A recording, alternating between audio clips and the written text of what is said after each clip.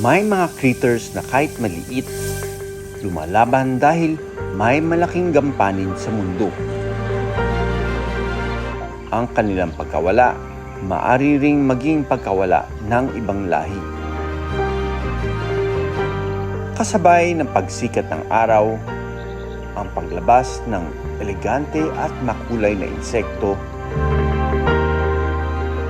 Sila lang naman ang sikat na insektong pollinator o tagadala ng pollen sa iba pang bulaklak. Ang mga paru-paro. Pero hindi lang pala sila ang aktibo sa araw na ito.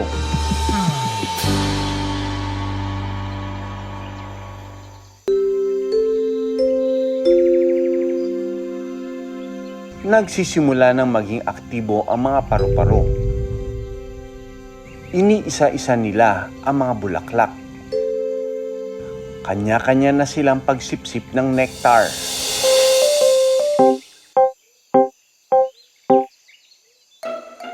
Kung ang ibang paru-paro ay nectar ang hanap, ang isang ito, honey ang pinagpiyepestahan. Pero bago lantakan, inasahan muna niya ito gamit ang kanyang paa.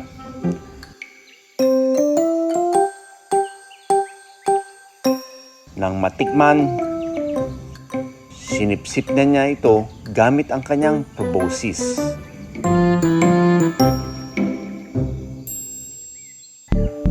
Kung ang iba abala mag-almusal, ang dalawang ito naman nagliligawan. Kapag kasi nakakita ng potential mate ang lalaking butterfly, di na niya ito titigilang sundan.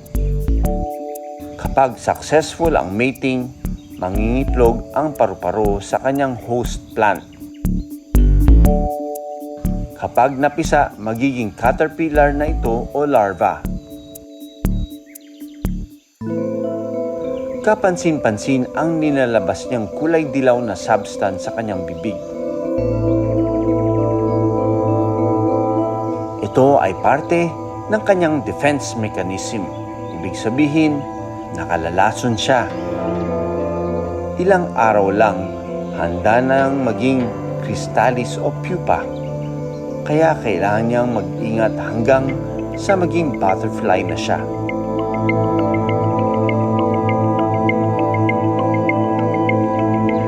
Bali, mahirap ba i-maintain itong butterfly sanctuary?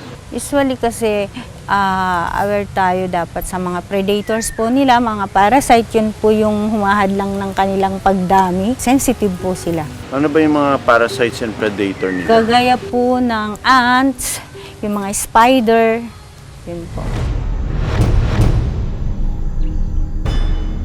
Sa pag-iikot ko dito, no, natuwa ako dito, pero nung linapitan ko, mga patay na pala sila. And napag-alaman ko na ano sila, nakagat ng mga predator. So yung mga predator, yung mga langgam, yung mga bees, yung mga ibon. Kaya ayan, no, dalawa yung nakita ko ditong patay na butterflies. Ha? Maiksi man ang buhay nila, sinusubukan nilang gampanan yung kanilang role, which is to pollinate the flowers so that meron tayong mga fruits, meron mga seeds na para dumami na naman yung mga halaman sa paligid natin.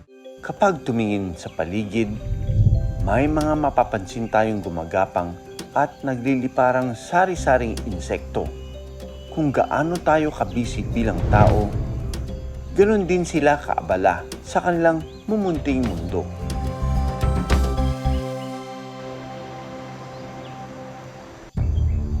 Mahirap man mapansin dahil sa kakayahan nila mag-blend sa paligid. Pero ang stick insect na ito, handa nang mag-almusal.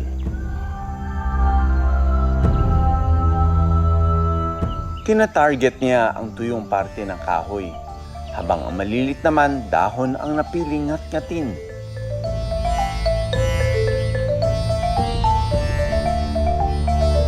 Malaking bagay sa mga puno't halaman ang pagkain nila ng mga tuyong kahoy at dahon.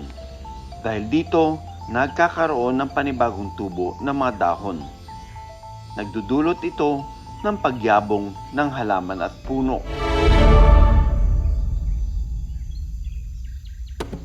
Kung ang stick insect mag-isa, ang mga batang tipaklong grupo-grupo.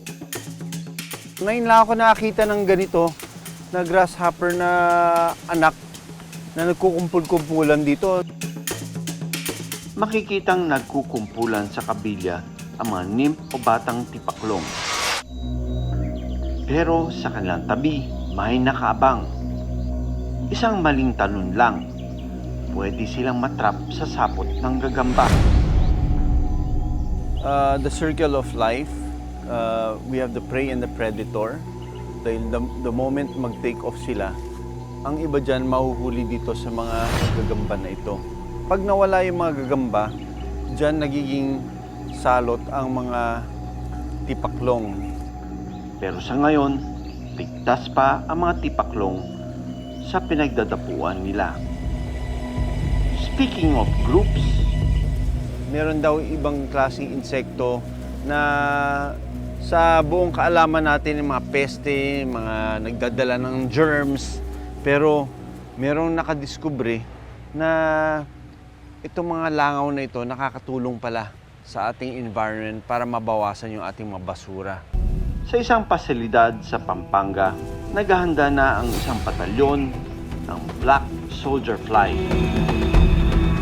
Hindi para mameste, kundi mang-atake ng basura. Sila ang kakampi natin pagdating sa pag-decompose ng mga basura. Ito pag-fly na sila. Yeah. Once they come into existence, ang hanapin lang nila mating. Madalas na napagkakamalan silang wasp, pero isa silang uri ng langaw. At di katulad ng ibang langaw, ang black soldier fly ay hindi vector o tagadala ng mga sakit. Technically speaking, yes, because hindi sila dumadapo sa basura. Hindi sila dadapo. So if you can see there, yun yung itom nila. Yung white one. Yeah. Itinuturing na beneficial insect ang mga black soldier fly. Pero ang totoong tagagawa ng kanilang trabaho ay ang kanilang larvae o grubs. Isa silang decomposer, hindi lang ng patay na hayop kundi pati na rin ng mga basura. Sila ang dinideploy para kainin ito. Ito na yung giniling nilang mga organic na waste, ano? Tapos yan ang ipapakain nila dito sa mga larvae. Sa pagdami ng populasyon ng Pilipinas, dumarami rin ang basura. Pero handa ang black soldier fly labanan ang gyera sa basura.